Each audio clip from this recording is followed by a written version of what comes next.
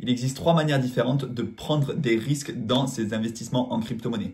Sortir trop tard dans sa prise de profit, investir sur des trop petites capitalisations et avoir des objectifs beaucoup trop ambitieux. Donc, on va essayer de les détailler un par un et vous allez comme ça ça va vous permettre de vous rendre compte si oui ou non vous êtes prêt à prendre des risques en crypto-monnaie. Mais surtout, il faut pouvoir en fait adapter en fonction des émotions qu'on ressent. Parce que moi, au précédent bull run, je me suis rendu compte quand même que j'étais beaucoup trop surexposé en fait aux petites capitalisations. J'étais beaucoup trop surexposé aux meme coins et j'avais des objectifs beaucoup trop surréalistes. Parce qu'effectivement, on entend, oui, il y a eu des x10, x20, x30 sur certaines crypto-monnaies. Donc, on se fixe des objectifs de ouf. Mais déjà, faire un x2 sur une crypto-monnaie, faire un x2, c'est presque 10 ans d'investissement sur le S&P 500. Donc, c'est absolument délirant. Donc, il faut vraiment revoir peut-être ses objectifs à la baisse, notamment quand on est dans une phase comme 2025 où le marché n'est pas aussi performant qu'on l'aurait souhaité. Donc, première chose, sortir trop tard dans sa prise de profit. Il faut en fait avoir une stratégie d'entrée, mais la stratégie d'entrée, elle peut être sous forme de DCA et elle peut être renforcée pendant un bear market. Mais il faut aussi avoir une stratégie de prise de profit.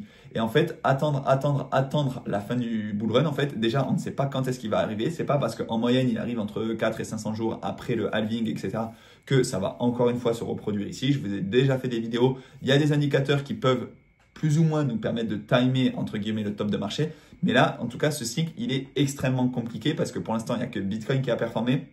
Enfin, il y a des altcoins qui ont performé, mais il y a quand même une grosse dominance du Bitcoin. Et ensuite, il suffit de regarder sur CoinMarketCap, la dominance du Bitcoin, elle est à plus de 60%. Et ensuite, il y a énormément d'incertitudes sur les marchés financiers. Il n'y a pas de baisse de taux. Il y a Donald Trump qui met des droits de douane dans tous les sens, etc. Donc, en fait, ça fait que pour l'instant, en 2025, les marchés ne montent pas. On a eu une belle hausse des crypto-monnaies et du Bitcoin en 2024. Ça a commencé au début de l'année avec l'arrivée des ETF. Ça a fini en fin d'année avec les spéculations autour de Trump, autour de son élection, autour de la réserve stratégique de Bitcoin, etc. Au final, oui, on a une réserve stratégique de Bitcoin, mais ils n'ont pas accumulé des Bitcoins en plus. Ils ont juste décidé de ne pas vendre ce qu'ils avaient déjà saisi dans les différentes affaires judiciaires, etc. Donc, il y a eu beaucoup de rumeurs autour de ça. 2024, ça a bien monté. 2025, il ne se passe plus rien. À l'heure où je tourne la vidéo, on est à 86 000 $ sur le Bitcoin. Et le reste des altcoins, par contre, lui, ils chutent lentement, mais sûrement. Et ça fait mal à nos portefeuilles. Mais en attendant, il faut savoir que la stratégie de prise de profit, elle doit être réfléchie et elle doit aussi être adaptée en fonction du contexte de marché. Là, si on a une reprise sur avril-mai, peut-être qu'on aura un sell in May and go away, c'est-à-dire qu'à la fin du mois de mai, généralement, hop, ça arrête de monter, ça se casse un peu la gueule et ça stagne pendant l'été et ensuite ça peut revenir sur la fin de l'année. Et il est très probable que ça revienne aussi sur la fin de l'année si on a une baisse de taux. La baisse de taux d'intérêt, il ne faut pas du tout la sous-estimer parce que ça pourrait permettre aux investisseurs d'emprunter plus d'argent. Et qui dit emprunter plus d'argent, moins cher, dit que les investisseurs pourraient aller plus facilement sur les risk-on, les actifs à risque, comme le marché des crypto-monnaies. Donc, si on a une baisse de taux, ce sera plutôt positif. Mais encore une fois, il faut aussi qu'il y ait un assouplissement des règles dans les tarifs douaniers. Il faut qu'il y ait un assouplissement aussi des conflits géopolitiques, etc. Il faut qu'il y ait vraiment des étoiles alignées si on veut vraiment avoir un bull run en fin d'année. Ça, c'est pour la prise de profit. Il faut savoir l'adapter. Deuxième manière de prendre des risques, l'investissement sur des low caps, c'est-à-dire des petites capitalisations. Alors oui, ça peut apporter des performances extraordinaires. Oui, si on rentre tôt sur un projet, mais ça peut être super. Oui, investir sur un projet qui a 1 million de market cap, mais finalement, on peut faire un x10 beaucoup plus facilement qu'un projet qui a déjà 10 millions de market cap. Mais ça peut aussi faire moins 99% très très vite. Et dans le marché des crypto-monnaies, tout va très très vite.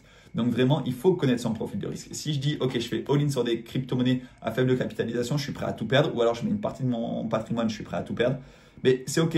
Mais si tu mets une partie que tu n'es pas prêt à perdre et que tu te dis, dans tous les cas, ça va monter, c'est le bull run, toutes les cryptos vont monter, non.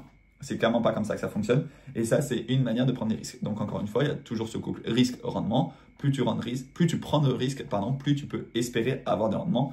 Mais ce n'est pas quelque chose qui est garanti. Et la troisième manière, on va dire, de mal gérer son risque ou du moins de chercher à prendre beaucoup de risques, tout simplement, c'est l'objectif de gain que l'on vise. Si je vise un x2, ce n'est pas du tout la même chose que si je vise un x10. Déjà, viser un x2 sur Bitcoin actuellement, quand on est à 80 000 $, ça nous emmènerait à 160 000 $. OK, mais viser un x3, x4, x5, il y en a qui me disent, OK, je vise un x4 déjà sur Bitcoin. Rendez-vous compte, la capitalisation de Bitcoin, c'est colossal. Viser un x4 aussi sur Solana, BNB, XRP, peut-être que c'est possible, mais ça paraît déjà quand même très ambitieux. Donc peut-être que dès qu'on arrive à x2, même x1,5 à 50%, etc., peut-être déjà prendre une grosse partie de profit, retirer une partie de sa mise de départ, etc.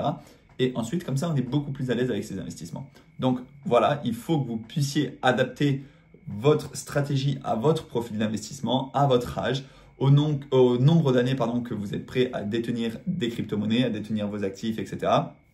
Et tout simplement aux convictions que vous avez dans ce marché. Si vous investissez juste parce que vous avez entendu tel ou tel créateur de contenu en parler ou parce que vous voyez que c'est en tendance sur Twitter, eh bien clairement, c'est absolument pas la bonne stratégie. Il faut vraiment avoir des convictions profondes. Et moi, sur le Bitcoin, j'ai des convictions profondes. Sur les autres crypto-monnaies, c'est un peu plus fragile. Donc du coup, je suis en train de réduire ma position en termes de proportion par rapport à Bitcoin. Voilà. Attention, je ne suis pas en train de devenir non plus Bitcoin maximaliste. Il y a des projets qui sont intéressants. Il y a aussi une partie spéculative qui m'intéresse. Je veux quand même prendre un peu de risque. Déjà, le marché des crypto-monnaies est risqué, mais je veux aussi aller en chercher un peu plus. Mais voilà, c'est à mesurer en fonction de chacun. Donc, ne me dites pas combien il faut de Bitcoin, combien il faut de Solana, combien il faut de Doge, etc. Ça, c'est libre à chacun. Voilà, si vous avez des questions, n'hésitez pas à les poser dans les commentaires. Ça m'intéresse d'avoir votre avis aussi en termes de répartition. Est-ce que vous êtes plus Bitcoin? Est-ce que vous êtes plus crypto du top 10 ou alors crypto du top 200? Voilà, dites-moi tout ça dans les commentaires. Vous avez tous les liens qu'il vous faut pour ouvrir des comptes sur Binance, sur Swissborg, etc. en description. Et nous, on se dit à très bientôt. Prenez soin de vos investissements. Ciao.